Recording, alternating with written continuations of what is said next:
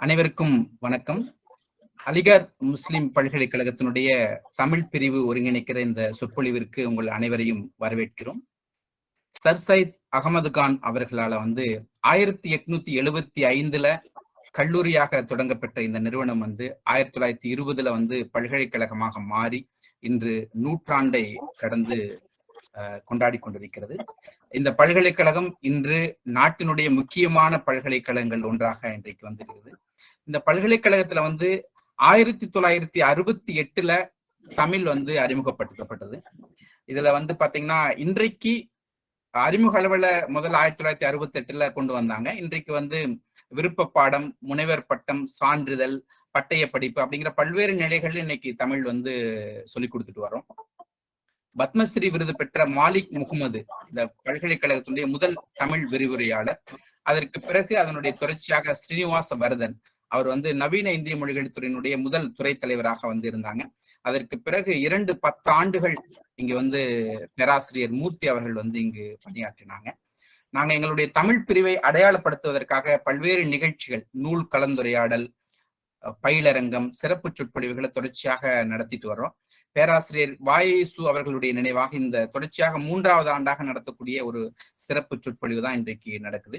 பேராசிரியர் வி.அய அவர்கள் பாத்தீங்க அப்படின்னா பன்னாட்டு திராவிட மொழிகள் கழகம், பன்னாட்டு திராவிட மொழிகள் பள்ளி ஆகியவற்றை உருவாக்குனவங்க.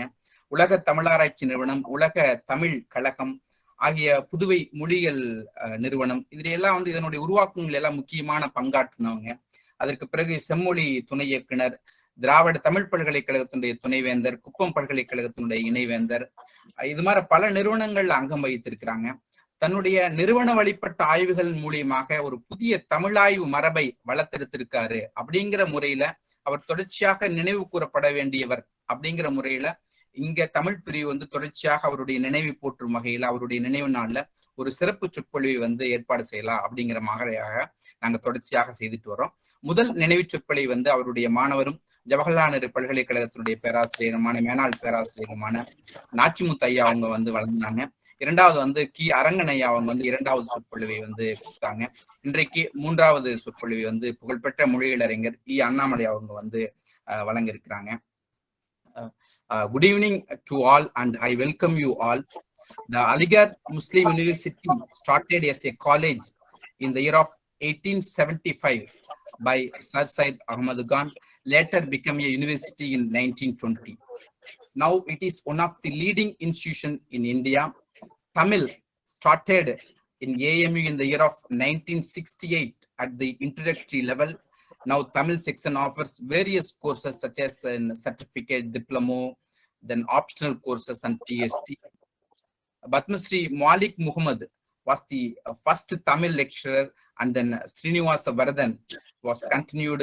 Professor Murthy, who sudden demise in the year of 2016, served as a Tamil faculty for 2 decades in Aligarh Muslim University. The Tamil section has continuously organized various programs in the last 2 years, such as book discussion, special lectures, workshop. In that lineup, the Tamil section convenes this lecture in the memory of renowned Professor V.A. Subramaniam. Professor V.A. Subramaniam, the founder of Dravidian University, Dravidian Linguistic Association, then International School of Dravidian Linguistics, and the Pondicherry Institute of Linguistics and Culture. He is the founder editor of the International Journal of Dravidian Linguistics and the founder vice chancellor of Tamil University, Tanjavur. He brought new traditions and idea to Tamil research through his institutionalized works. So Tamil section remembers every year. The first lecture was given by the Professor Krishnaswamy Nachimuthu, and then Professor Rangan delivered the second. Then renowned linguist Professor Annamalai joins today for the 3rd lecture.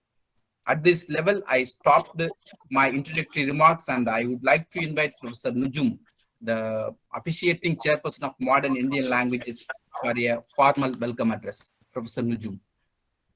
Okay. Good evening to everybody.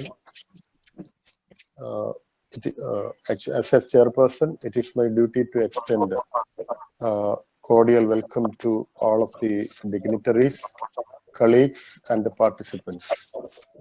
Modern Indian Languages is a national platform for the Indian languages. It contains or it deals with Bengali, Kashmiri, Malayalam, Marathi, Punjabi, Telugu, and Tamil. Those subjects in every year provides PG, PhD, and other courses in the department. Dr. Tamil Selvan is the faculty of Tamil section, and he is also the in charge of the section. He is very committed to the genuine activities related to the languages, especially to Tamil. The section every year conducts programs, workshops, and providing classes to degree, PG, and PhD level classes. Today, Tamil section is conducting V.I. Subramaniam Memorial Lecture. This is the third one. This year, we are benefited or blessed by the presence of an international academic dignitary, Professor E. Annamalai, who is a member of the Mysore CIL community. He is an expert in tribal languages and very active for cultural upgrading and political updating of the Indian languages. Now he is working as a visiting professor in the University of Chicago. He is always ambiguous on the retaining of endangered languages. Anyway, the Department of Modern Indian Languages is very happy to welcome him for deliver the keynote address of this particular day. I cordially extend my welcome to Professor E. Annamalai, sir. Sir. Thank you. Okay, sir. Then then our respected Dean, Faculty of Arts, Professor S. Imtiaz Hasanain. He's a very renowned sociolinguist, and also he became the Dean of the Arts Faculty of Aligarh Muslim University. I extend my welcome to Professor S. Imtiaz Hasanain for introducing the chief guest. Sir, thank you. Okay, sir, thank you. Then I would like to. Okay. Sir, एक minute, sir. Just when once complete the Professor Nujum, then I invite to Dean, sir. Sure. Okay. Then I would like to extend my cordial welcome to Professor Balasubramaniam, sir. He is my colleague and a friend. We are familiar for I think 25 years.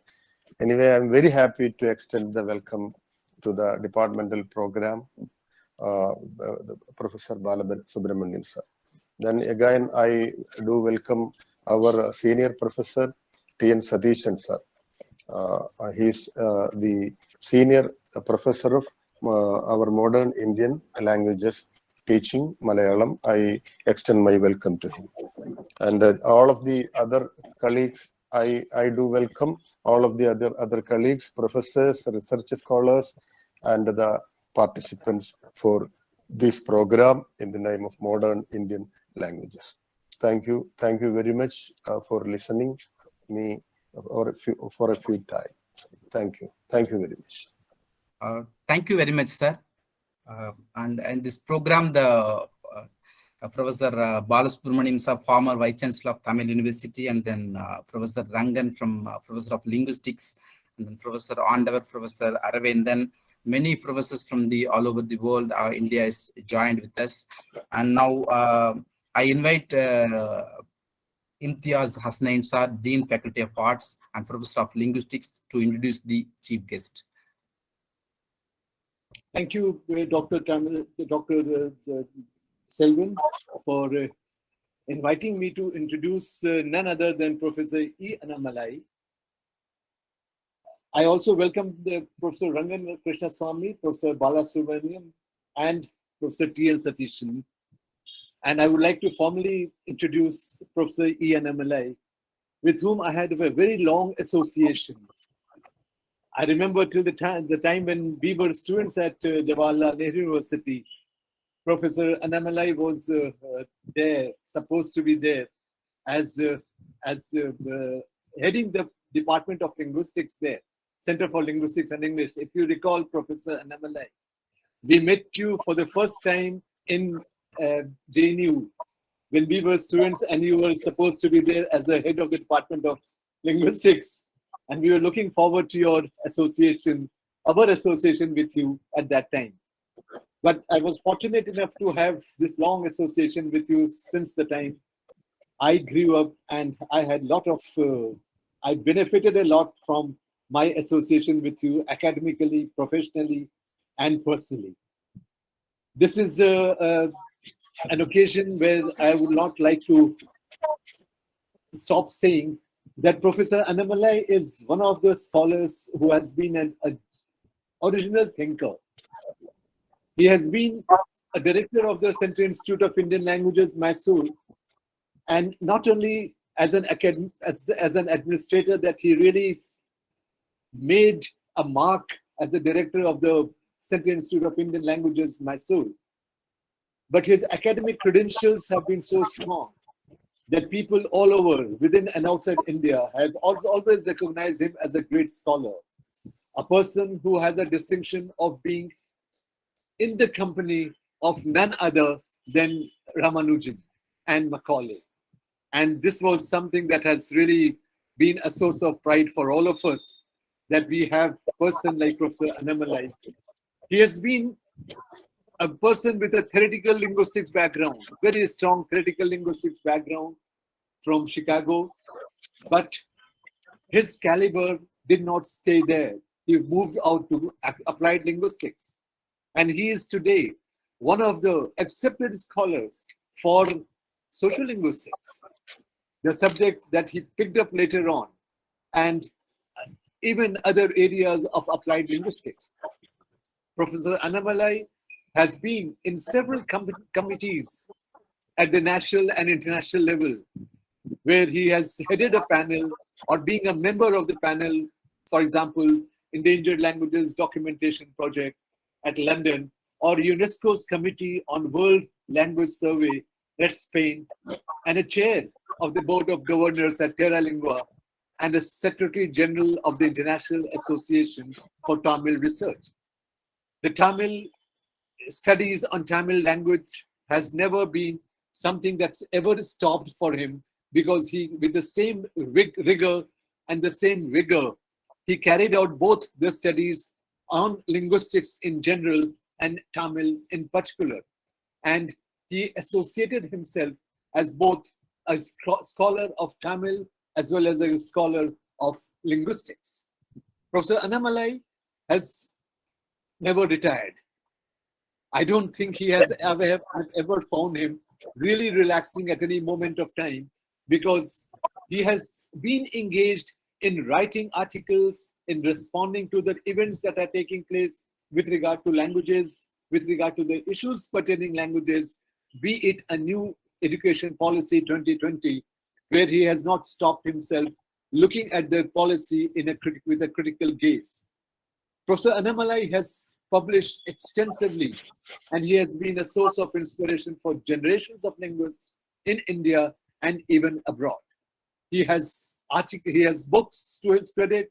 He has published so many articles. In fact, his books that are there, which are known all over, are the books like Managing Multilingualism in India, his language movement in India, which was one of the primary prescribed sources for us to study language movements.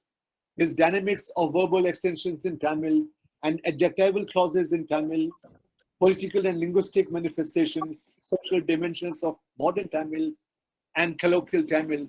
These are small, just very little names that I'm dropping here regarding his publications. I have been given just 5 minutes time to talk about Professor Annamalai, whose publications are immense. And I cannot really, I wanted to summarize some of them, but I have not been asked to do so because I understand that you have, sir, a commitment to leave for Hebrew. So I would like to stop here, and I would like to thank the modern Indian languages for taking this initiative to call Professor Annamalai for this memorial lecture. This is the second web interaction with Professor Annamalai. The first that we had in the Department of Linguistics a couple of months ago, in fact last year, and this is the second one that you are coming here, sir. We hope that now we'll be in a position to call you physically if you are in India, and we'll have a proper interaction with you face to face. I hope you'll give us time for that occasion also. With these words, I thank Professor Annamalai to be kind enough to give us time and the department to organize this event, calling Professor Annamalai for this memorial lecture. Thank you very much. Thank you very much for your kind words, sir.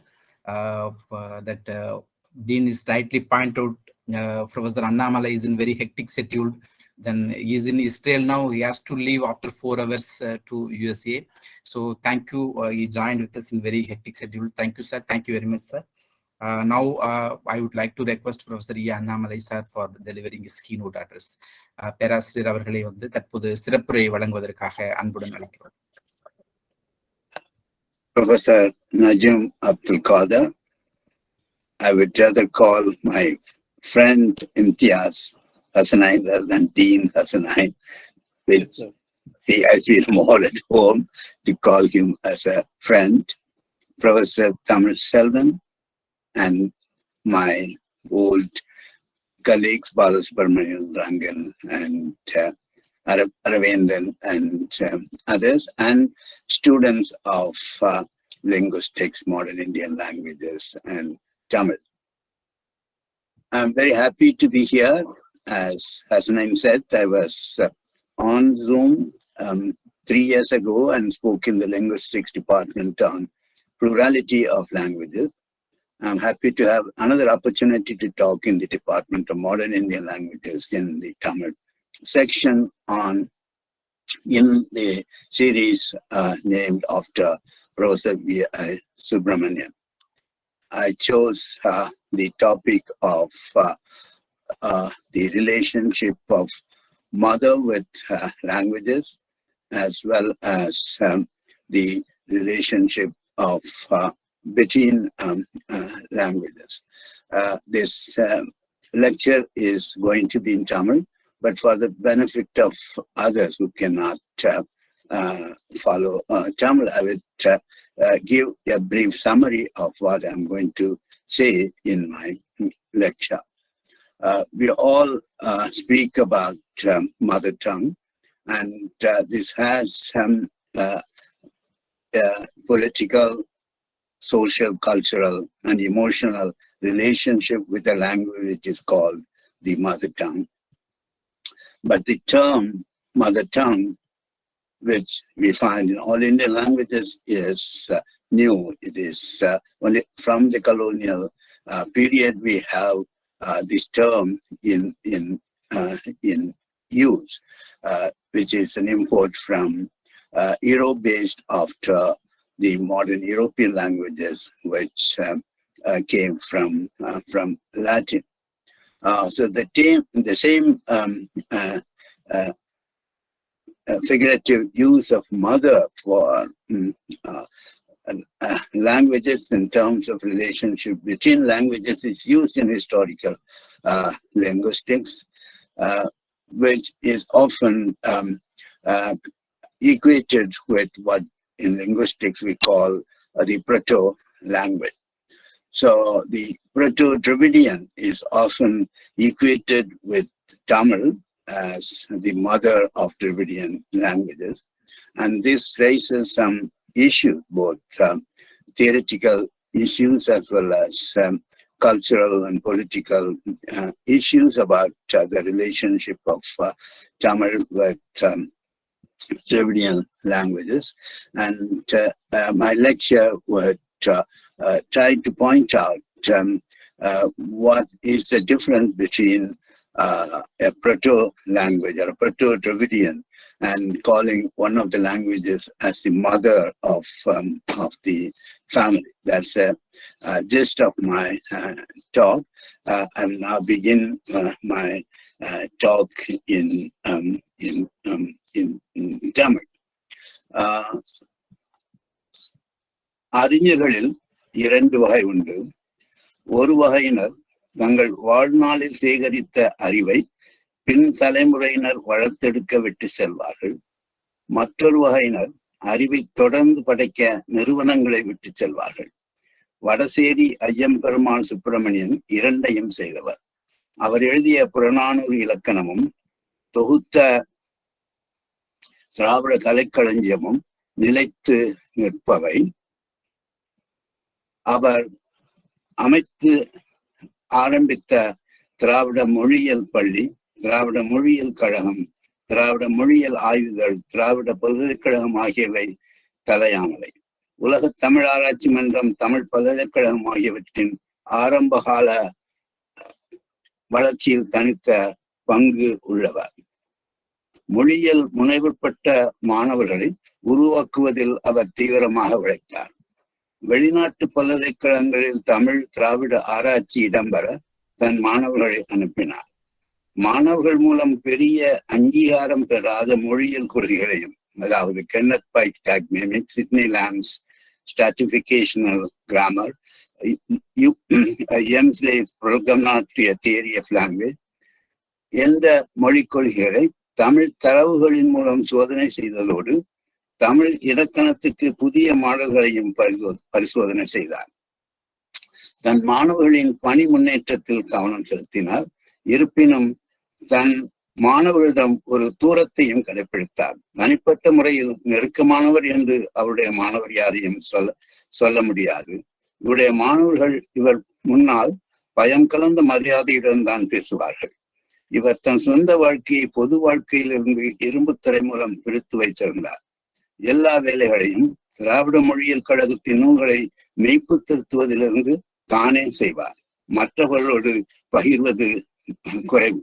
அவர் கடைபிடித்த ஒழுக்க விதிகளை தன்னை சார்ந்த அனைவரையும் கடைபிடிக்க வேண்டும் என்பதில் கராராக இருந்தார்.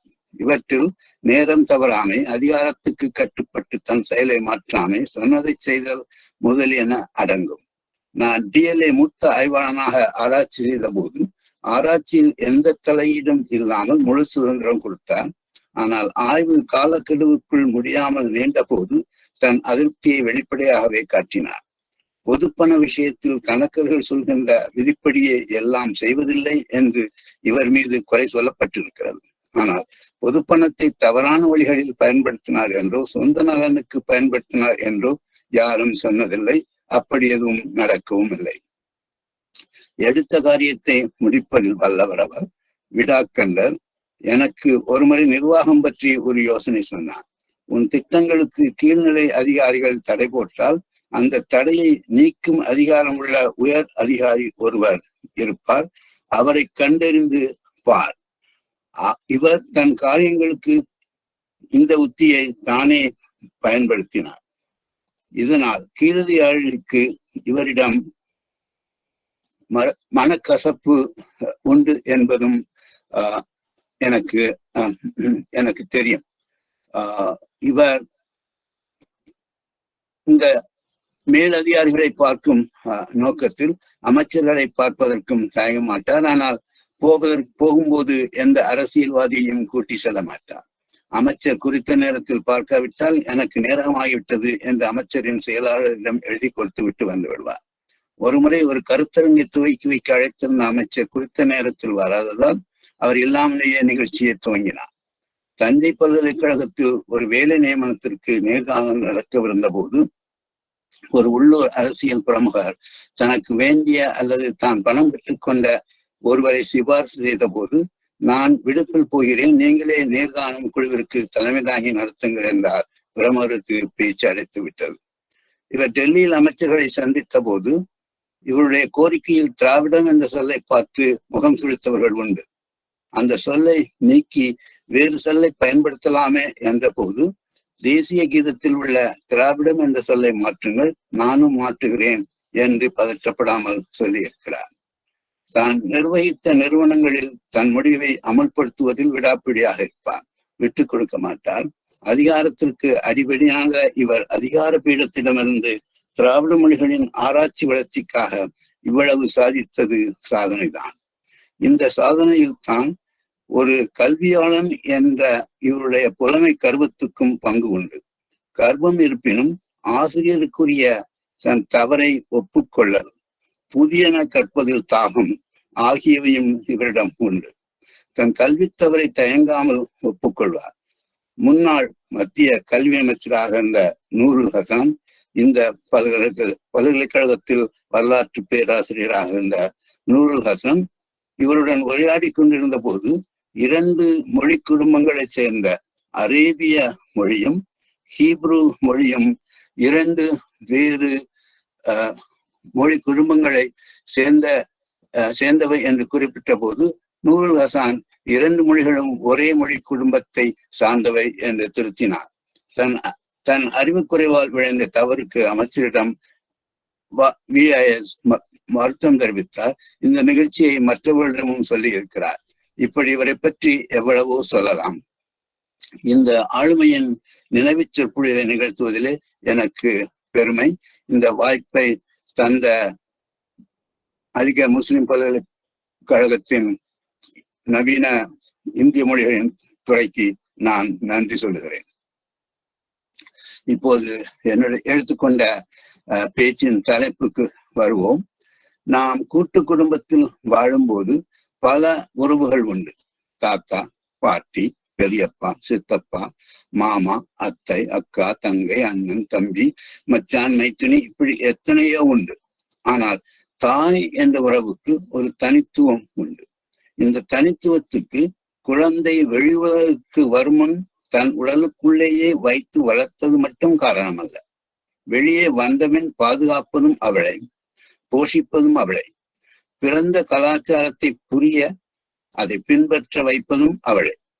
தாயோடு இரத்த உறவும் உண்டு, அதோடு கலாச்சாரத்தை உள்வாங்கும் உறவும் உண்டு. தந்தைக்கும் இந்த 2 உறவும் உண்டு என்றாலும் உறவின் நெருக்கம் குறைவு. நம்மை சுற்றி பல மொழிகள் இருக்கும் போது ஒரு மொழியை அல்லது 1-2 மொழிகளே தாய்மொழி என்னும் தகுதியை பெறுகிறது. 2 தாய்கள் இருக்க முடியாது, ஆனால் 2 தாய்மொழிகள் இருக்கலாம். இந்த மொழியை தாயிடமிருந்து படிப்பதுதான் வாடிக்கை. பிறரிடமிருந்து, உதாரணமாக பாட்டியிடமிருந்து படிக்கும் நிலையும் உண்டு. யாரிடமிருந்து தமிழ் மொழியை பெறுகிறோம் என்பது அல்ல முக்கியம், அந்த மொழியில் இருந்து நாம் என்ன பெறுகிறோம் என்பதுதான் முக்கியம். பிறந்த கலாச்சாரத்தை பெறுகிறோம், புரிகிறோம், பின்பற்றுகிறோம், முன்னெடுத்து செல்கிறோம். இதற்கெல்லாம் தாய்மொழி ஊடகமாக அமைகிறது. தாய்மொழி கலாச்சார அடையாளம், அதாவது நம்மை யார் என்று காட்டும் ஒரு அடையாளம். கலாச்சார மதிப்பீடுகளை உருவாக்கும் சாதனம் தாய்மொழி, அதாவது நமக்கு உலகத்தை புரிய வைக்கும் சாதனம். நம்முடைய உலக பார்வை இந்த புரிதலில் இருந்து வருகிறது. தாய்மொழி சமூக அடையாளமும் அரசியல் அடையாளமும் கூட. பேசும் தாய்மொழியின் இலக்கணம் நமக்கு கற்காமல் வருவது. இப்படி எத்தனையோ தனித்துவ குணங்கள் தாய்மொழிக்கு உண்டு. ஆகவே நாம் எத்தனை மொழிகளுக்கு இடையே வாழ்ந்தாலும், எத்தனை மொழிகளை பேசினாலும், தாய்மொழிக்கு என்று தனிப்பட்ட உறவு ஒன்று இருக்கிறது.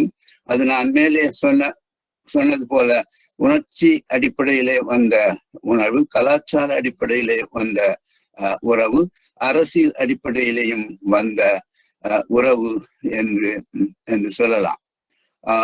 இந்த தாய்மொழி என்பதை நாம் இந்த காலத்திலே மிக சாதாரணமாக வழங்குகிறோம். ஆனால் இந்த வழக்கு அண்மை காலத்திலே வந்த மொழியை பற்றிய ஒரு கருத்தாக்கம். காலனி ஆட்சி காலத்தில் ஐரோப்பாவிலிருந்து வந்த கருத்தாக்கம் தாய்மொழி என்ற கருத்தாக்கம். லத்தீன் மொழியின் வீட்டு வழக்குகள் திண்ணை மொழிகள் பேட்டியோஸ் என்ற நிலையிலிருந்து வளர்ந்து பிரெஞ்சு, இத்தாலியன், ஸ்பானிஷ் என்று தனி இலக்கிய மொழி ஆனபோது அவற்றை தாய்மொழி என்றார்கள். அறிவுலகத்தின் மொழியாக இருந்த லத்தீனிலிருந்து வேறுபடுத்தி இவ்வாறு சொன்னார்கள். இந்தியாவில் காலனி அதிகாரிகள் சமஸ்கிருதம், பாரசீகம் ஆகிய செம்மொழிகளிலிருந்து வேறுபடுத்த தனக்கென்று இலக்கியம் படைத்துக் கொண்ட மொழிகளை தாய்மொழிகள் என்றார்கள். எழுதப்படா மொழிகள், அதாவது பழங்குடி மக்களின் மொழிகள், எழுத்து முறை இலக்கணம் இல்லாதவை என்ற பொருளிலே பேச்சு, அதாவது இந்தியிலே போலி என்று சொல்வார்கள், பாஷா என்பதற்கு மாறாக அந்த நிலையிலே தான் அவர்கள் பார்த்தார்கள். ஆகவே மதர் டங் என்று தாய்மொழி என்று காலனிய காலத்தில் வழங்கப்பட்ட மொழிகள்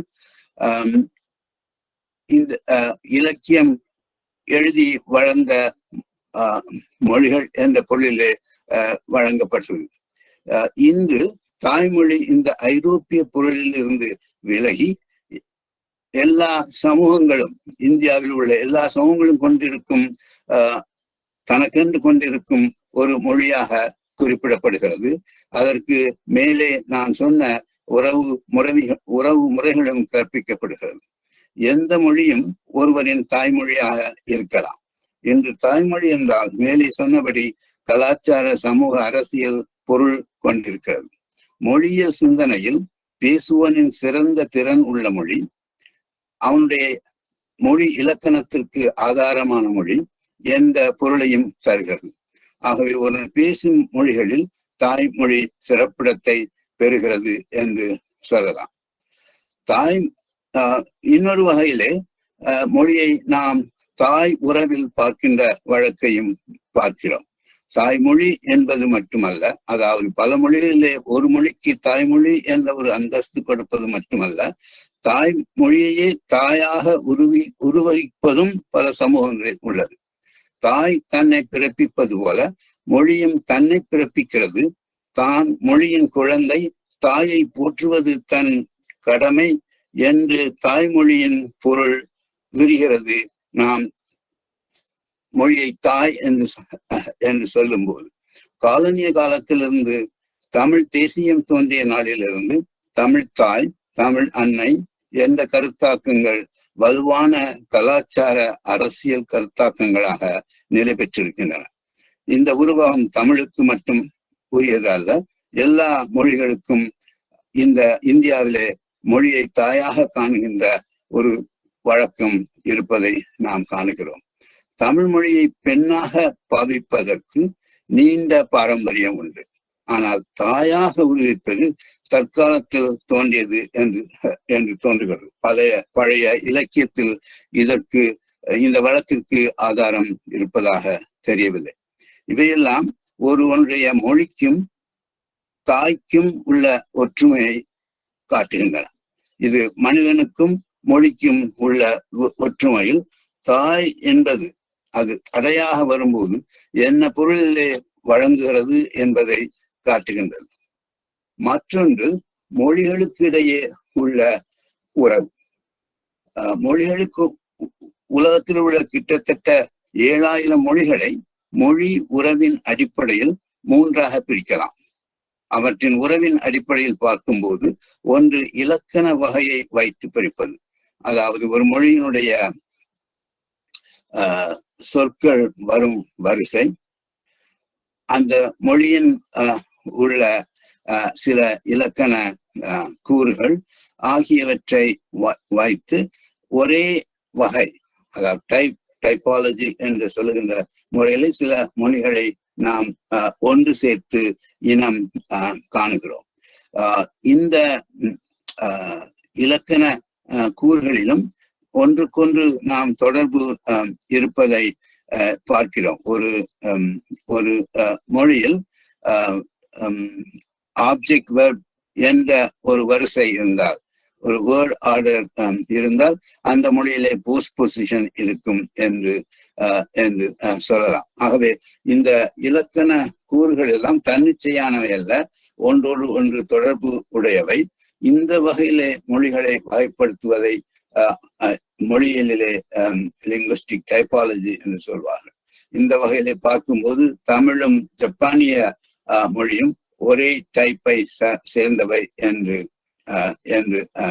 சொல்லலாம். இரண்டாவது உறவு, மொழிகளுக்குடைய உள்ள இரண்டாவது உறவு நிலப்பரப்பு சம்பந்தமானது. ஒரே நிலப்பரப்பில் உள்ள மொழிகள் அவற்றுக்கிடையே பல ஒற்றுமையான இலக்கண கூறுகளை கொண்டிருக்கின்றன. அவற்றினுடைய இலக்கணங்கள் சங்கமிக்கின்றன. உங்கள் பலருக்கு தெரியும் India as a linguistic area என்ற எமனோவின் கட்டுரை. அதிலிருந்து மசிகா முதலியவர்கள் காட்டிய இந்திய மொழிகள் அவை வெவ்வேறு மொழி குழுமங்களை சார்ந்தவைகளாக இருந்தாலும், வெவ்வேறு மொழி வகைமைகளை சார்ந்தவைகளாக இருந்தாலும் ஒன்றாக ஆகி இருக்கின்ற நம் நிலையை பார்க்கிறோம். இது நிலத்தின் அடிப்படையிலே, அதாவது மொழிகள் ஒன்றோடு கலந்து உறவாடுவதன் அடிப்படையிலே அந்த மொழி பேசுவதில் இருக்கின்ற பைலிங்குலிசம் என்ற இருமொழி திறன் இருக்கின்ற வகையிலே அமைகின்ற உறவு. மூன்றாவதாக நாம் பார்ப்பதுதான் குடும்ப உறவு என்று சொல்லப்படுகின்ற உறவு. ஆங்கிலத்திலே ஜெனட்டிக் ரிலேஷன்ஷிப் என்று சொல்வார்கள். இந்த உறவிலே ஒரு முக்கியமான அம்சம், ஒரு சில மொழிகளுக்கு ஒரு பொது மூலம், பொது தோற்றம் இருக்கிற வரலாற்று முறையிலே இந்த மொழிகள் எல்லாம் ஒரு மொழியிலிருந்து தோன்றியவை, பிறந்து வளர்ந்தவை என்ற முறையிலே தான் இதை ஜெனட்டிக் ரிலேஷன்ஷிப் என்று சொல்கிறார்கள்.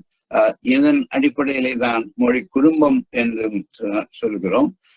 இந்த வகையிலே தான் நாம் இந்தியாவில் திராவிட மொழி குடும்பம், இந்தோ ஆரிய மொழி குடும்பம் என்று சொல்கிறோம். குடும்பம் என்ற வகையிலே மொழிகளுக்கிடையே இருக்கின்ற உறவை நாம் பார்க்கும்போது, ஒன்று நான் சொன்னபடி ஒரு பொதுவான தோற்றம் உண்டு, ஆரம்பம் உண்டு. இரண்டாவது, அந்த ஆரம்பத்தின் விளைவாக அவர்களுக்கிடையே ஒன்றாக இருக்கின்ற இலக்கண கூறுகளும் உண்டு. இந்த பழைய நிலையை அறிவதற்கு நமக்கு ஆதாரம், அதாவது ஆவண ஆதாரம் இல்லாமல் இருக்கலாம். அப்படி இல்லாத போதும் இப்போது வழங்குகின்ற மொழிகளின் அடிப்படையிலே சில விதிமுறைகளை பின்பற்றி அந்த மூல மொழியை நாம் கட்டி அமைக்க முடியும். அப்படி கட்டி அமைக்கின்ற மொழியிலே புரோட்டோ லாங்குவேஜ் என்று சொல்வார்கள். புரோட்டோ லாங்குவேஜ் என்று சொல்லும் போது அது ஒரு தியரட்டிக்கல் கான்ஸ்ட்ரக்ட் என்று சொல்லலாம். இந்த இப்போது வழங்குகின்ற மொழிகளுக்கு எல்லாம், அல்லது இடையிலே இறந்து போன மொழிகளையும் சேர்த்து பின்னால் வந்த மொழிகளுக்கு எல்லாம் பொதுவாக இருந்த ஒரு மொழி. அதாவது அந்த மொழியிலிருந்து பின்வந்த மொழிகளுடைய இலக்கண கூறுகளை நாம் வரைந்து காட்டலாம் என்ற முறையிலே தான் அந்த புரோட்டோ லாங்குவேஜ் என்ற ஒரு கட்டமைப்பை நாம் செய்கிறோம். இந்த மூல மொழியிலிருந்து மற்ற மொழிகள் கிளைத்து எழுவது என்ற கருத்திலே தான் நாம் பிரான்ச் என்று சொல்லுகிறோம். இந்த ஜெனட்டிக் ரிலேஷன்ஷிப், குடும்ப உறவிலே உள்ள மொழிகளை நாம் காட்டும்போது ஒரு மரத்தின் வடிவத்திலே காட்டுகிறோம். ஒரு மரத்திலிருந்து பல கிளைகள் தோன்றுவது போல ஒரு மொழியிலிருந்து பல கிளைகள் தோன்றுகின்றன என்று நாம் காட்டுகிறோம். ஆகவே இந்த வகையிலே மொழிகளுடைய உறவு, அதாவது வரலாற்று முறையிலே ஒரு மூலத்திலிருந்து பிறந்த மொழிகள் என்ற வகையிலே இருக்கின்ற மொழிகளின் உறவு நான் முன்னால் சொன்ன இரண்டு உறவுகளிலிருந்தும் வேறுபட்டது. இந்த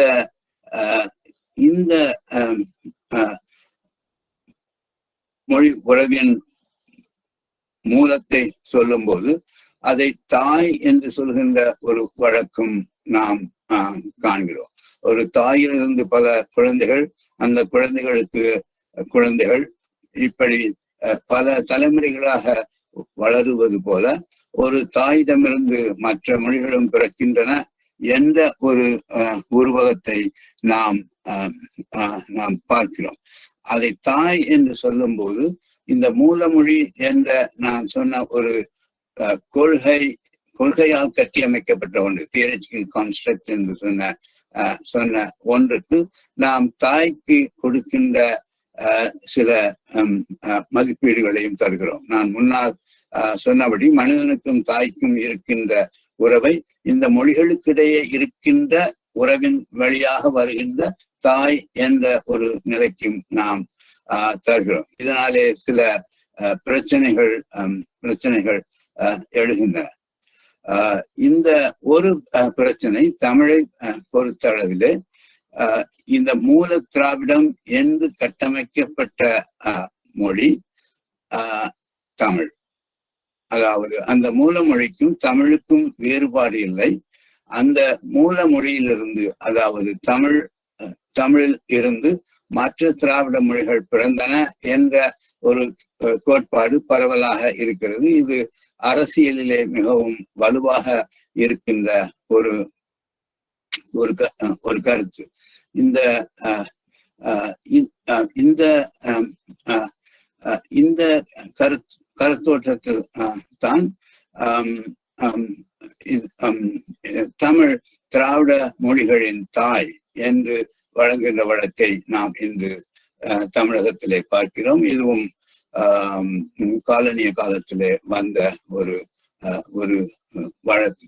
ஆனால் மூல மொழிக்கும் தாய் என்று சொல்கின்ற ஒரு வழக்கிற்கும் சில வேறுபாடுகள் உள்ளன. அதை நான் சில உதாரணங்களின் மூலம் சுட்டி காட்ட விரும்புகிறேன். அடிப்படையான வேறுபாடு அந்த மூல மொழியில் பின்னால் வருகின்ற எல்லா மொழிகளின் இலக்கண கூறுகளையும் காணுவதற்கு வாய்ப்பு உண்டு. ஆனால் நாம் தமிழ் இந்த திராவிட மொழிகளின் தாய் என்று சொல்லும் போது அதிலே சில இடர்பாடுகள் வருவதை நாம் காணலாம். அதாவது இன்று திராவிட மொழிகளிலே இருக்கின்ற எல்லா சொற்களையும் தமிழில் இருந்து வரலாற்று ரீதியிலே நாம் பெற முடியாது. அதற்கு ஒரு சில உதாரணங்கள் மட்டும் நான் காட்டுகிறேன். என்னுடைய தரவுகள் டிராவிடியன் எட்டிமலாஜிக்கல் டிக்ஷனரியிலிருந்து எடுக்கப்பட்டவை. பரோ யமனோ எழுதிய இந்த அகராதியில் மூல மொழி எது என்று அமைத்து காட்டவில்லை.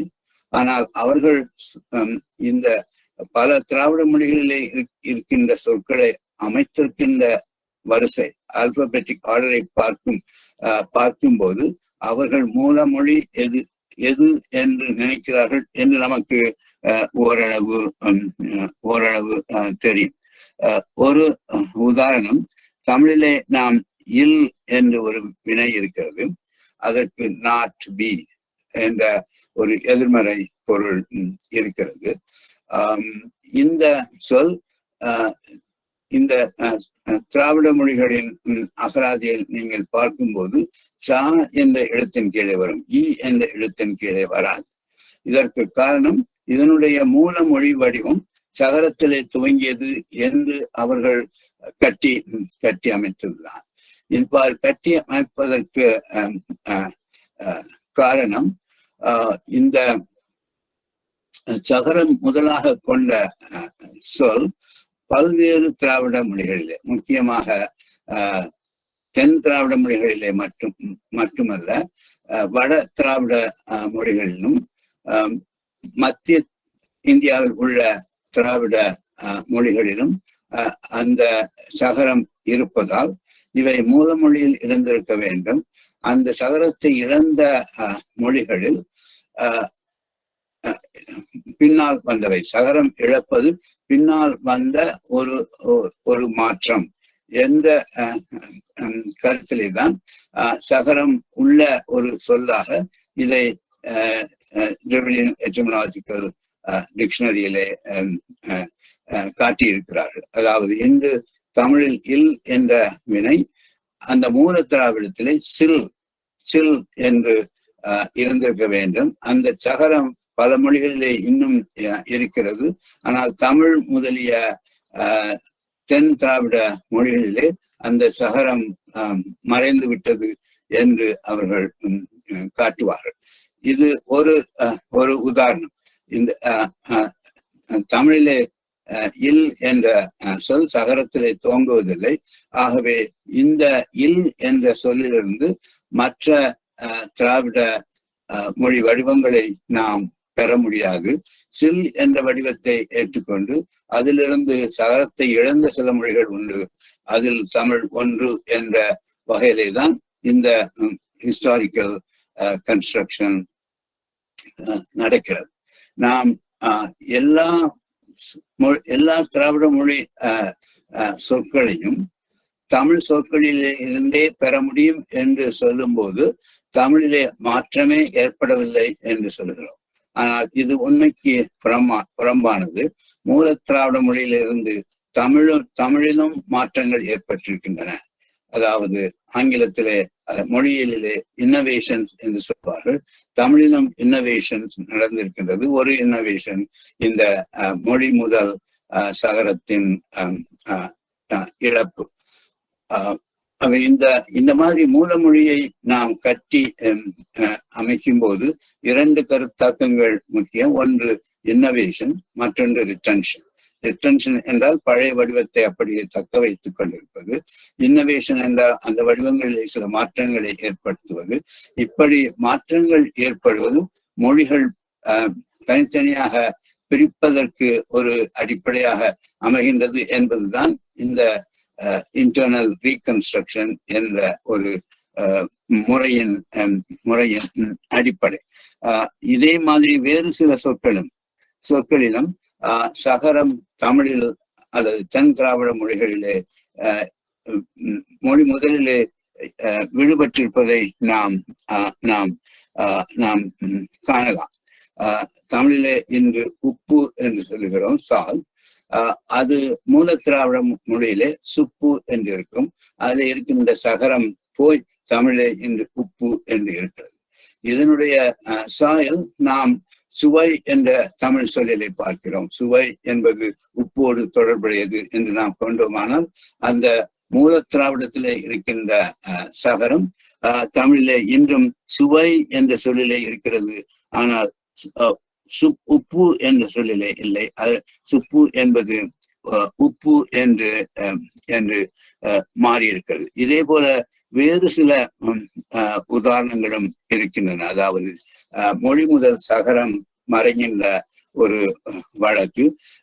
நாம் தென் திராவிட மொழிகளிலே 6 என்று சொல்லுகிறோம், 6 என்ற பொருளிலே. அது மூல திராவிடத்திலே சாறு என்று இருக்கும்.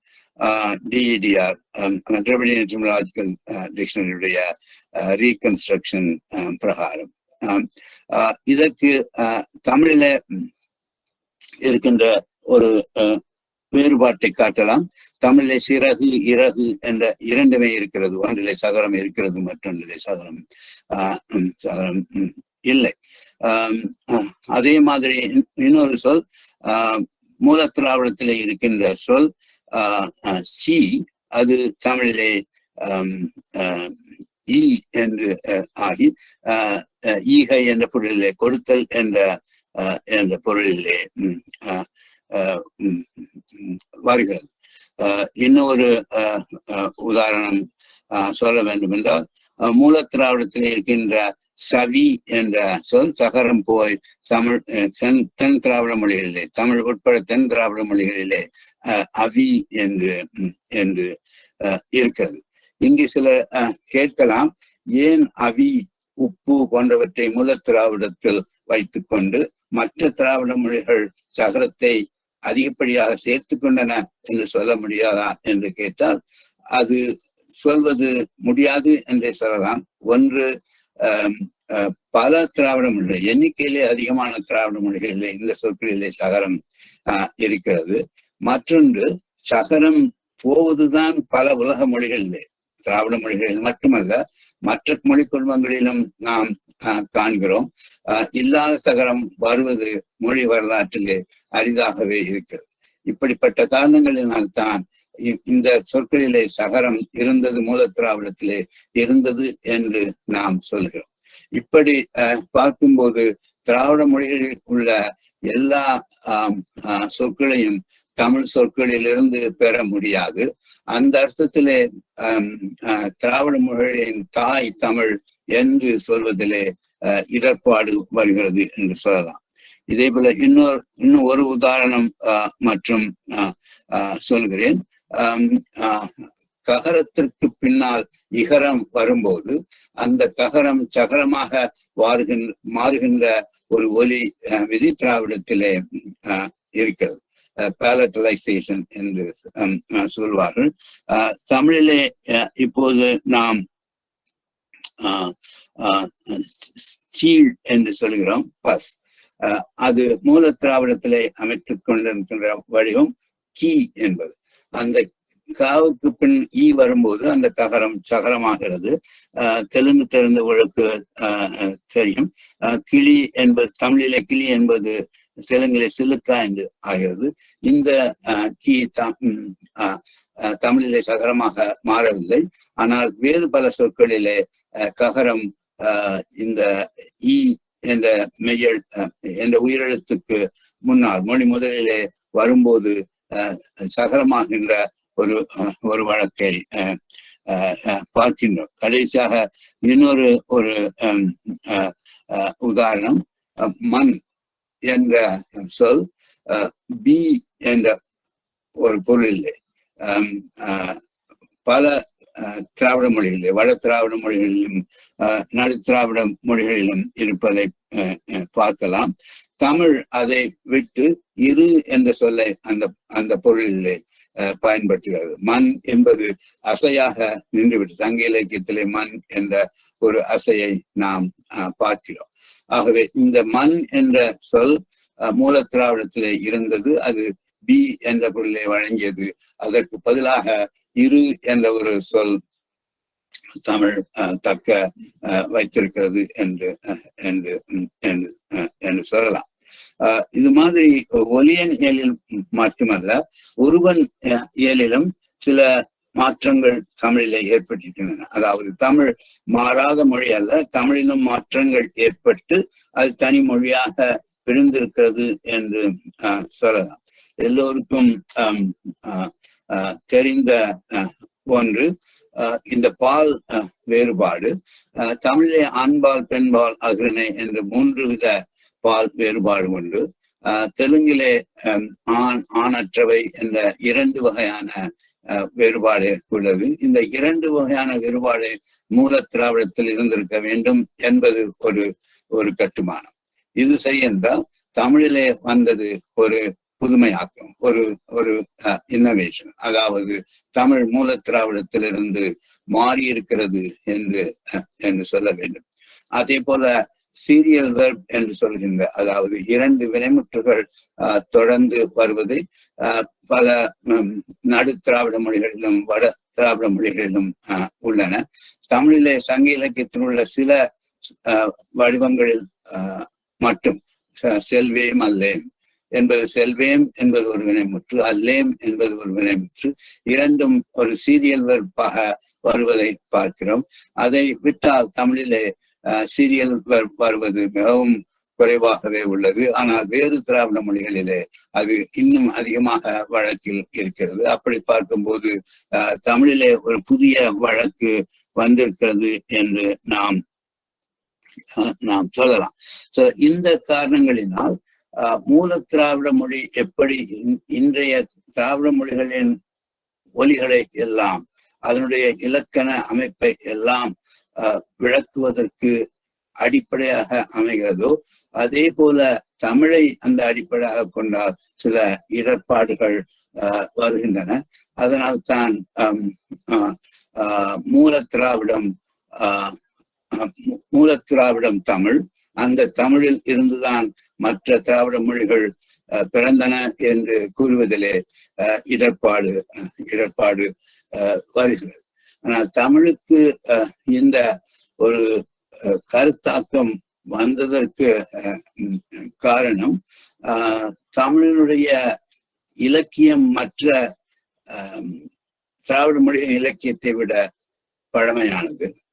ஆகவே சில பழைய வடிவங்களை அதிலே நாம் பார்க்க முடிகிறது. ஆனால் இன்றும் பேச்சு வழக்கில் இல்லாத சில திராவிட மொழிகள் காலத்தாலே தமிழுக்கு முன்னால் இருந்திருக்கலாம். நமக்கு அதற்கு சான்று இல்லை.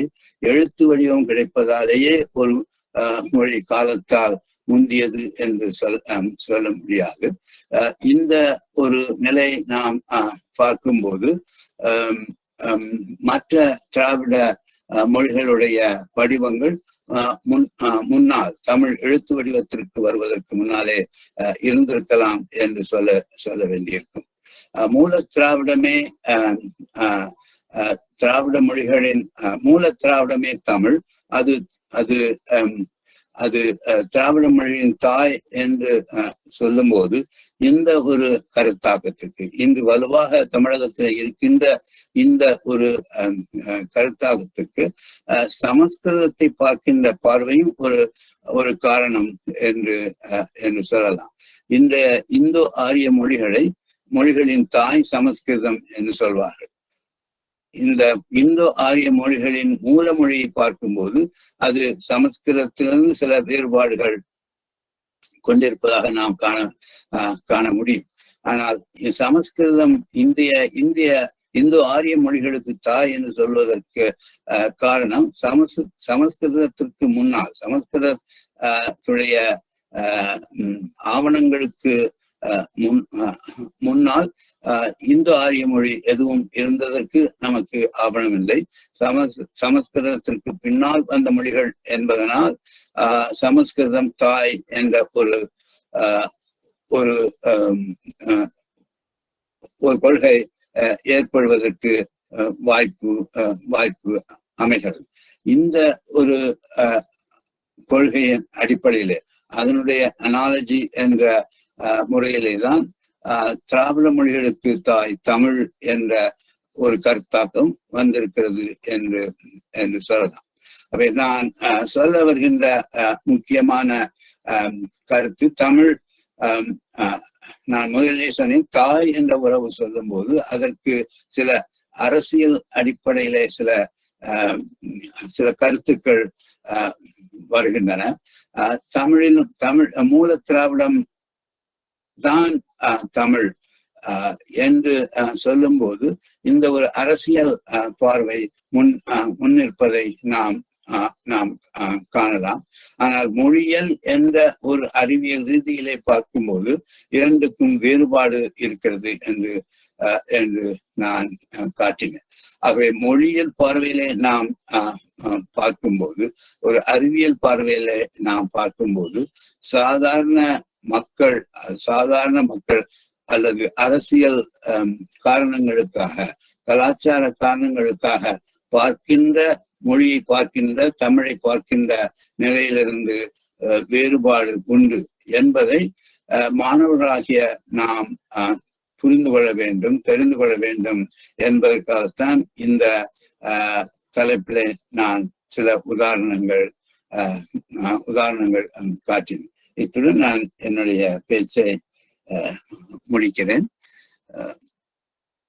நன்றி. ஐயா, ரொம்ப நன்றிங்க. நீங்க பயணம் இருப்பதால நம்ம ஒரு கலந்துரையாடல் மாற பொதுவா கடந்த 2 ஆண்டுகள்ல ஒரு சில கலந்துரையாடல் மாற வைத்திருந்தேங்க. இப்ப பயணம் இருப்பதால நம்ம அதை தவிர்த்துட்டு நேரம் நன்றி உரைக்கு போயிடலாம் அப்படின்னு சொல்லி நினைக்கிறேங்கய்யா.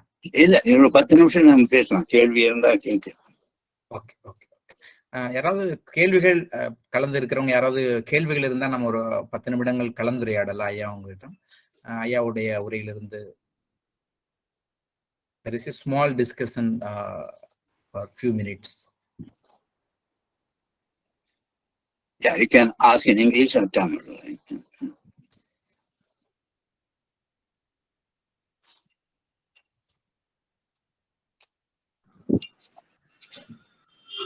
ஐயா வணக்கம் ஐயா. வணக்கம். ஐயா கமலக்கண்ணங்க ஐயா. ஐயா நீங்க சொன்னீங்க அந்த ஒளியின் உருபணிகள் மாறுதுங்க. அப்போ ஒளியின் மாறுறதுக்கான வாய்ப்புகள் சமூக சூழல், சமூக பண்பாடு, கலாச்சாரம் மாறுறப்ப மாறலாம். அந்த உருபணிகள் எப்படிங்க மாறுறதுக்கான காரணங்கள்? இல்ல, ஒலிகள் மாறுவதற்கும் சமூக காரணங்கள் மட்டும் காரணம் இல்ல. சமூக காரணங்கள் குறைவாகத்தான் இருக்கும். ஒலி மாறுவதற்கு ஒலியியல் காரணங்கள் தான் அதிகமா இருக்கும். இது ககரம் இகரத்திற்கு முன்னால் சகரமாக மாறுகின்றது என்று சொன்னேன். இது ஒலியின் அடிப்படையிலே வருகின்ற மாற்றம். அந்த இகரம் அன்னத்தின் பின்னால் இருக்கின்ற ககரத்தை பொறிப்பதை கொஞ்சம் முன்னால் கொண்டு வருகிறது. இகரத்தை ஃப்ரண்ட் வவல் என்று சொல்வோம். இது மாதிரி நமக்கு ஒலி காரணங்கள் உண்டு. இது நீங்க என்னுடைய இலக்கண கூறு, அதாவது மார்பாலஜி என்று சொல்கின்ற நிலையிலும் நாம் சில மொழி காரணங்கள் இருப்பதை பார்க்கலாம். அங்கே சமூக காரணங்கள் இருப்பதற்கு வாய்ப்பு அதிகமாக இருக்கிறது. நீங்கள் தமிழிலே ஆண் பெண் அகனை, அதாவது பெண்ணை அகனிலிருந்து பிரித்து தனியாக ஒரு பாலாக உருவாக்கியதற்கு அன்றே பெண்ணுரிமை என்று சொன்னால் அதற்கு ஆதாரம் இல்லை. பெண்ணுரிமையால் தமிழ் 3 பால் கொண்டு வந்தது என்று சொல்வதற்கு ஆதாரம் இல்லை. அது இருக்கலாம், ஆனால் அதை நிரூபிப்பதற்கு நாம் ஆதாரம் தேட வேண்டும். சமூக காரணம் இருப்பதற்கு வாய்ப்பு இருக்கிறது. ஆனால் இன்னொரு உதாரணம் சொன்னேன் அல்லவா, சீரியல் வெர்ப் என்பது தமிழிலே இப்போது போய்விட்டது. ஆனால் அதற்கு சமூக காரணம் எதுவும் நான் கற்பனை பண்ண முடியாது. மொழி காரணம் தான் அதற்கு இருக்க வேண்டும். என்னை பொறுத்த அளவிலே நாம் முதலிலே மொழி காரணம் இருக்கிறதா என்றுதான் பார்க்க வேண்டும். அது இல்லை என்றால் தான் வேறு காரணங்களுக்கு நாம் போக வேண்டும். மொழி காரணத்தால் நடக்காத சில மாறுதல்கள் ஏற்பட்டிருந்தால் அதற்கு சமூக காரணங்கள் இருக்கலாம் என்று நாம் பார்க்கலாம். ஆனால் மொழி காரணம் தான் பிரதானமான காரணம், முதன்மையான காரணமாக மொழி மாற்றத்தில் இருக்கும். ஐயா ஒரு நன்றிங்க ஐயா. இப்ப இந்த மொழியியல் பார்வையில இந்த தாய் உறவு என்பது தனித்துவமானது. அதனால தாய் அப்படிங்கிற அந்த மொழிகளுடன் தொடர்புபடுத்தி பேசுற பொழுது இந்த தாய் அப்படிங்கிற கருத்தியலையே தவிர்க்கலாம் அப்படிங்கறத உங்களுடைய பார்வையா நம்ம புரிஞ்சுக்கலாங்களா? இல்ல, நான் தவிர்க்கலாம்னு சொல்லல. தாய்மொழி என்று சொல்லும் போது அதற்கு பல பொருள்கள் இருக்கின்றன. தாய்மொழி என்பதை பல பொருள்களிலே நாம் பயன்படுத்துகிறோம். அதை நாம் புரிந்து கொள்ள வேண்டும். தமிழையே தெரியாதவர்கள் தமிழ் என்று என்னுடைய தாய்மொழி என்று சொல்லலாம். அப்படி சொல்லும் போது அவர் தமிழோடு தன்னை ஐக்கியப்படுத்திக் கொள்கிறார், தமிழில் தன்னை அடையாளம் காண்கிறார் என்ற பொருளில் தான் சொல்வார்கள். ஹசனேன் அவர்கள் ராமானுஜனை பற்றி சொன்னார்கள். அவருடைய தாய்மொழி தமிழ் ஒரு அர்த்தத்துல, ஆனால் அவர் வீட்டில பேசியது கன்னடமும் கூட. அவர் தமிழ் தன்னுடைய தாய்மொழி என்று சொன்னால் தமிழோடு தன்னை அடையாளப்படுத்துகிறார் என்று அர்த்தம். கன்னடம் தன்னுடைய தாய்மொழி என்று சொன்னால் அது தான் பிறந்து வளர்ந்ததிலிருந்து கற்ற மொழி என்ற அர்த்தத்திலே சொல்கிறார் என்று சொல்லலாம். ஆகவே தாய்மொழி என்பதற்கு பல அர்த்தங்கள் இருக்கின்றன. பல அர்த்தங்களிலே ஒருவர் ஒரு மொழியை தன்னுடைய தாய்மொழி என்று சொல்லலாம். இந்த அர்த்தத்திலே தான் நாம் ஒருவருக்கு ஒன்றுக்கு மேற்பட்ட தாய்மொழி இருக்கிறது என்றும் சொல்ல முடியும். தமிழகத்திலே வாழ்கின்ற தெலுங்கு பேசுகின்ற ஒருவர் எனக்கு தமிழும் தாய்மொழி தெலுங்கும் தாய்மொழி என்று சொல்லலாம். அப்படி சொல்லும்போது இரண்டு வேறு பொருளிலே அவர் பயன்படுத்துகிறார். தமிழ் தாய்மொழி என்று சொல்லும்போது அதிலே இருக்கிற அந்த மொழியிலே இருக்கின்ற புலமையும் அந்த மொழியிலே அவர் செய்கின்ற செயல்களும் காரணமாக இருக்கலாம். தெலுங்கு தன்னுடைய தாய்மொழி என்று சொல்லும்போது அதை தன்னுடைய தாயோடு இணைத்து சொல்கின்ற வழக்காகவும் இருக்கலாம். அவை இந்த தாய்மொழி என்ற வழக்கிற்கு பல அர்த்தங்கள் உண்டு. ஒவ்வொருடைய பார்வையும் அது வேறு வகையாக இருக்கலாம். அதை நாம் புரிந்து கொள்ள வேண்டும். தாய்மொழி என்பது பிறக்கும் போதே ஒருவருடைய நெற்றியில் குத்துகின்ற முத்திரை அல்ல. அது அவர்களாக எடுத்துக்கொள்கின்ற ஒரு நிலைப்பாடு. இன்று நாம் சில மத்தியதர குடும்பங்களிலே பார்க்கிறோம், ஆங்கிலம் என்னுடைய தாய்மொழி என்று பெருமையாக சொல்லிக் கொள்வதை பார்க்கிறோம். அந்த வகையிலே அவர்கள் ஆங்கிலத்தை பார்க்கின்ற கோணம், தாய்மொழி என்பது என்னை அடிப்படையாக அறிமுகப்படுத்துவது, நான் ஆங்கிலத்தின் மூலம் அறியப்பட விரும்புகிறேன், ஆகவே ஆங்கிலம் என்னுடைய தாய்மொழி என்று சொல்கிறோம்.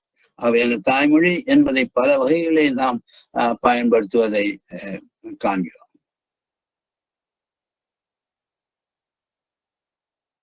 திராவிட மொழிகளினுடைய தாய் அப்படின்னு சொல்ற பொழுது அந்த இடத்துல வரக்கூடிய அந்த இடத்துல அந்த தாய்ங்கிற உறவு கூட அப்படி பாக்குற பொழுது அந்த இடத்துல தவிர்க்கலாம். ஒரு திராவிட மொழிகளின் தாய் தமிழ் என்று சொல்லும் போது அதுவும் நாம் ஒரு அரசியல் கருத்தாக்கத்திலே சொல்லலாம். அதாவது திராவிட மொழிகளுக்கு திராவிட மொழிகள் எல்லாம் பிறப்பதற்கு காரணமாக இருந்த மொழி என்ற பொருளிலே நாம் அதை சொல்கிறோம். அதற்கு சில கலாச்சார காரணங்கள் இருக்கின்றன. சில முக்கியமான காரணம், தமிழிலே இலக்கியம் எழுத்து வழக்கு மிக முன்னதாக இருப்பதால் அதுவே தாய் என்ற ஒரு எண்ணத்தை மக்கள் ஏற்றுக்கொள்கிறார்கள். நான் சொல்ல வந்த கருத்து, மொழியியல் முறையிலே பார்க்கும்போது தமிழ் தாய்மொழி என்று சொல்வதிலே இடர்பாடுகள் உண்டு. ஒரு மூல திராவிடம் என்ற ஒரு மொழியை நாம் கட்டமைக்கும் போது அதற்கும் தமிழுக்கும் சில வேறுபாடுகள் உள்ளன. அதை நாம் உணர்ந்து கொள்ள வேண்டும் என்பதுதான். நன்றி சார். ஒரு தொல்காப்பிய நூற்பாவோட ஒரு புரோட்டோ டிராவிடியன் ரீகன்ஸ்ட்ரக்ஷன் வேர்டை கம்பேர் பண்ணி ஒரு கேள்விங்க சார். பிஹெச் கிருஷ்ணமூர்த்தி வந்து அவருடைய டிராவிடியன் லாங்குவேஜஸ் புக்கில் வந்து சட்டிங்கிற சொல்ல அவர் ரீகன்ஸ்ட்ரக்ட் பண்ணுறாரு. ஆனால் தொல்காப்பியம் வந்து சகரத்தில் வந்து ஒரு சொல் தொடங்காது அப்படின்னு சொல்லுது. சங்க இலக்கியம் தொல்காப்பியம் எல்லாத்தையும் பார்த்தா கூட அந்த சகரத்தில் தொடங்குற சொல் எதுவுமே இல்லை. பரிபாடலர் தான் நம்மளுக்கு ஃபர்ஸ்ட் ரெஃபரன்ஸ் வருது, சமழ்ப்புன்னு ஒரு சொல் வருது. பாவலர் பாலசுந்தரம் அது வட சொல்லாக இருக்கலாம் அப்படின்றாரு. அப்போ அந்த கருத்தை ஏற்றுக்கிட்டோம்னா சகரத்தில் தொடங்குற ஒரு சொல் தொல்காப்பியத்திலும் சரி சங்க இலக்கியத்திலும் நமக்கு இல்லை. ஆனால் பிஹெச் கிருஷ்ணமூர்த்தி அதை ரீகன்ஸ்ட்ரக்ட் பண்றாரு. சட்டின்ற சொல்ல ரீகன்ஸ்ட்ரக்ட். இந்த நூற்பாவை விளங்கிக்கிறதுக்கும் இந்த புரோட்டோடிராவிடியன் கன்ஸ்ட்ரக்ஷன் எப்படி நம்ம பொருத்தி பார்க்கறதுங்க? அதாவது நீங்க புரோட்டோ-டிராவிடியன் ரீகன்ஸ்ட்ரக்ஷன் பார்க்கும்போது சகரம் மிக பெரும்பான்மையான திராவிட மொழிகளிலே இருக்கிறது. ஆகவே அதற்கு மூல திராவிடத்திலே ஒரு இடம் கொடுத்தாக வேண்டும், அல்லது அந்த சகரத்தை நாம் விளக்க முடியாது. தொல்காப்பியம் இந்த விதி சொல்கிறார் என்றால் அவர் காலத்திலேயே சகரம் இருந்த சொற்கள் உள்ளன என்று காட்டுகிறார்கள். ஆகவே தொல்காப்பியர் ஒரு குறிப்பிட்ட நடையை சொல்லி இருக்கலாம். அது எப்படி இருந்தாலும் சகரம் இல்லாத நிலை தமிழுக்கு வந்த ஒரு மாற்றம். மற்ற திராவிட மொழிகளிலே சகரம் இருப்பதால் இல்லை தமிழிலே வந்த மாற்றம் என்று நாம் சொல்லலாம். அதை தொல்காப்பியர் குறிப்பிடுகிறார் என்றும் சொல்லலாம். தொல்காப்பியர் குறிப்பிடுவதால் மூல திராவிடத்திலே சகரம் மொழி முதலில் வராது என்று சொல்வது சரியாகாது.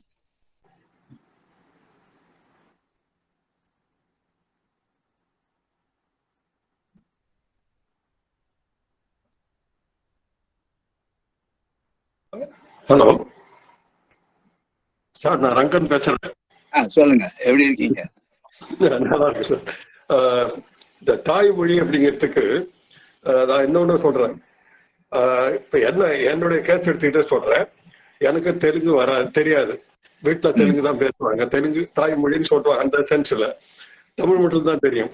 நான் சும்மா விளையாட்டா சொல்லுவேன், என்னுடைய தாய்மொழி தமிழ், என்னுடைய தாய்க்கு மொழி தெலுங்கு அப்படின்னு விளையாட்டா சொல்லுவேன். அப்ப அந்த ஒரு பொருளை இதுக்குள்ளார ஏத்த முடியுமாங்கிறது எனக்கு தெரியல. என்ன யாராவது கேட்டாங்கன்னா நான் சும்மா சொல்லுவேன், நீங்க தெலுங்கா அப்படின்னா, இல்ல என்னுடைய தாய்க்கு மொழி தெலுங்கு, எனக்கு தாய்மொழி தமிழ் அப்படிங்கிறது சும்மா ஒரு இதா சொல்றது.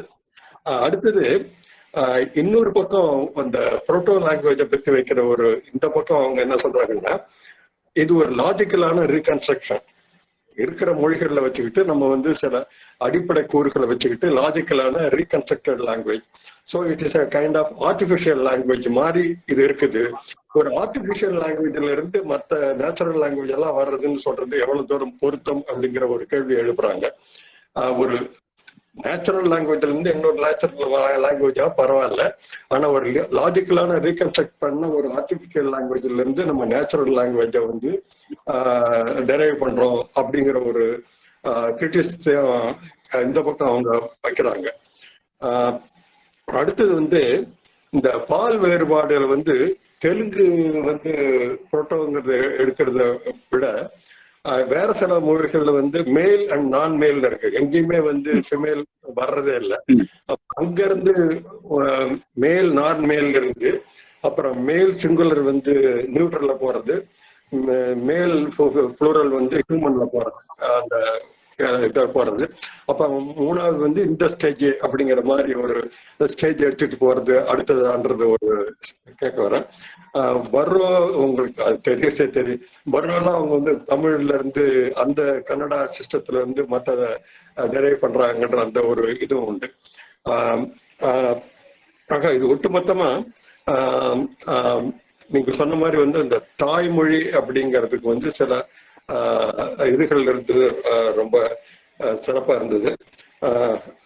ரொம்ப மகிழ்ச்சி உங்களை பார்த்தது. இது சும்மா சில எனக்கு தோன்றின சில குறிப்புகள் சார்.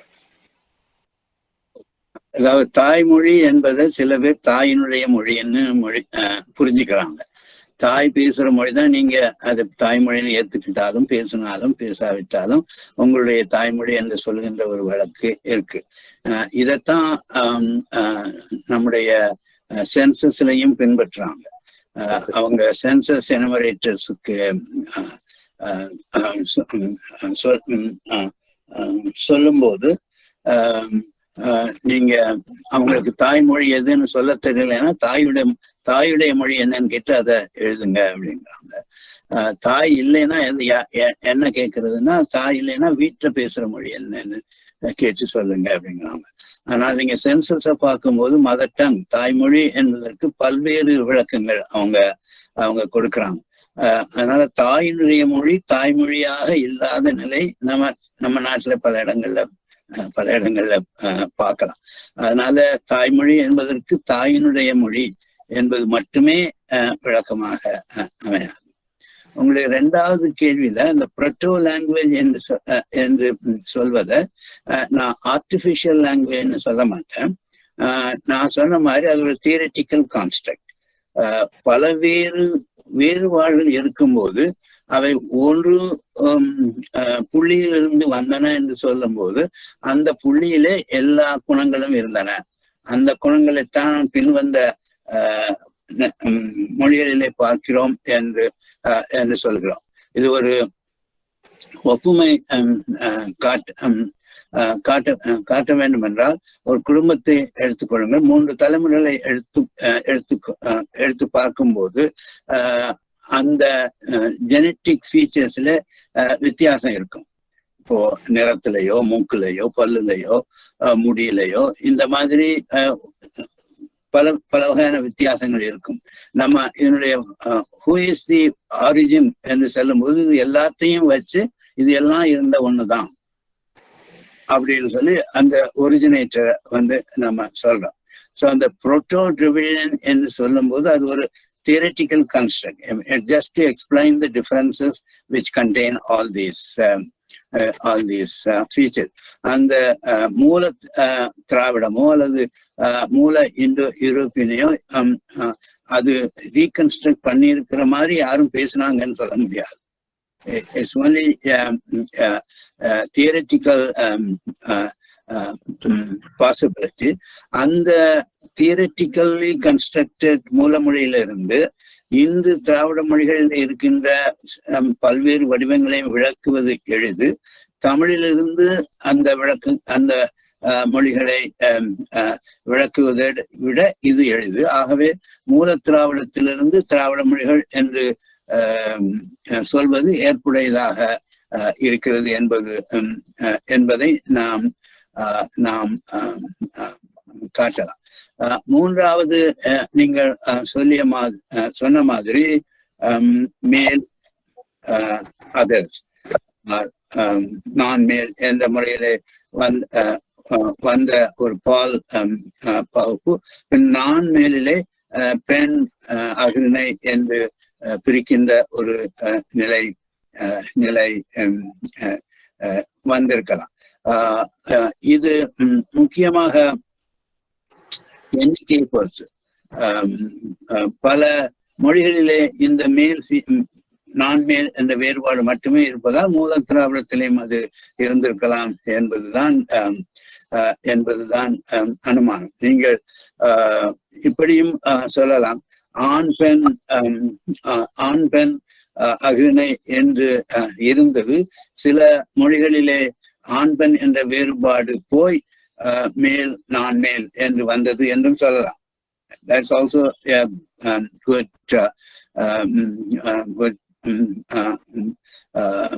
possibility. ஆனா உலக மொழிகளிலே சாதாரணமாக நடக்கின்ற மாற்றங்களை வைத்து பார்க்கும்போது இந்த gender further differentiation of gender நாம் பார்க்கிறோம். அந்த முறையிலே தான் இதுவும் 2ஆக இருந்தது, 3ஆக பிரிந்தது என்று சொல்கிறோம். நன்றிங்க. Dean want to share something, sir? Professor? Professor Annamalai, this is just a maybe very basic question.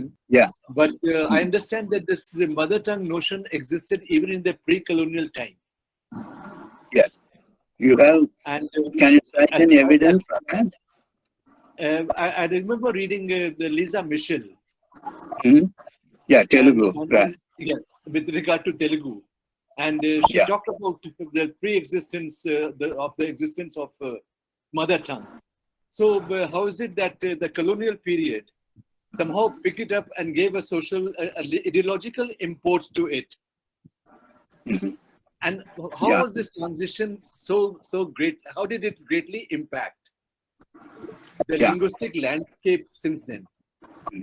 Yeah, I mean, Lisa talks mostly about Telugu as a Talli, right? And Telugu as the mother of Telugu people. I have to recheck whether she also talks about the use of mother tongue. I read it a long time ago, so I should check on that. If that had a literary usage or common usage before the colonial period, if there is documented evidence for that, then one could say, as you said just now, that the colonial rulers made it an important notion in describing the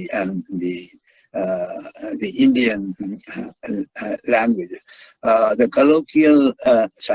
colonial rulers were first encountered and fascinated with what they call classical languages, which was Sanskrit, Persian, and then they had a name to call the other languages, and as I said, they called them mother tongues. And classical language is nobody's mother tongue, right? So you had to have a language which is a mother tongue of some people, and then there are languages which have no literature, which they call dialects or Bolis. I mean, thank you for reminding me about Lisa. I'll have to check whether there is any documented evidence of the use of Matrubhasha in earlier, in any earlier Indian literature. Yeah, if it is there, then as I said, your interpretation is right that the colonial rulers made use of it for certain purposes. Thank you.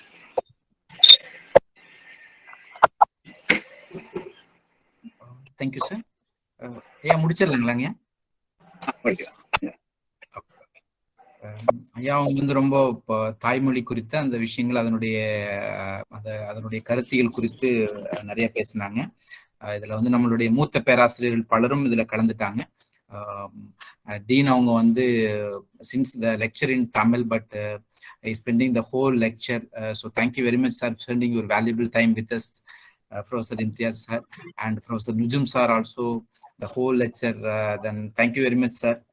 And former Vice Chancellor of Tamil University, Subramaniam sir, and head of the department, Jayaraman sir from Trivallur University, and then Professor Aravindan from Jawaharlal Nehru University, and then Professor Rangan from the Tanjore University, and then Chandrasekharan from Jawaharlal Nehru University, and then Indra Manuvel, the Govindarajan from University of Chicago, and Dhanlakshmi from Pondicherry University, the many of students from the Hindu College, Chennai. So நிறைய பேர் இதுல கலந்துட்டாங்க. அனைவருக்கும் நன்றி. முறைப்படி நம்மளுடைய தமிழ் முனைவர் பட்ட ஆய்வாளராக தற்போது இணைந்திருக்கிற வாசு அவர்கள் நன்றி உரை சொல்வார். I would like to invite Vasu to say the vote of thanks formal. Vasu.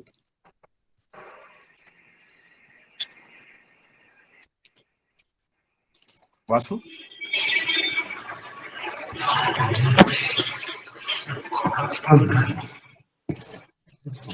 Vasu?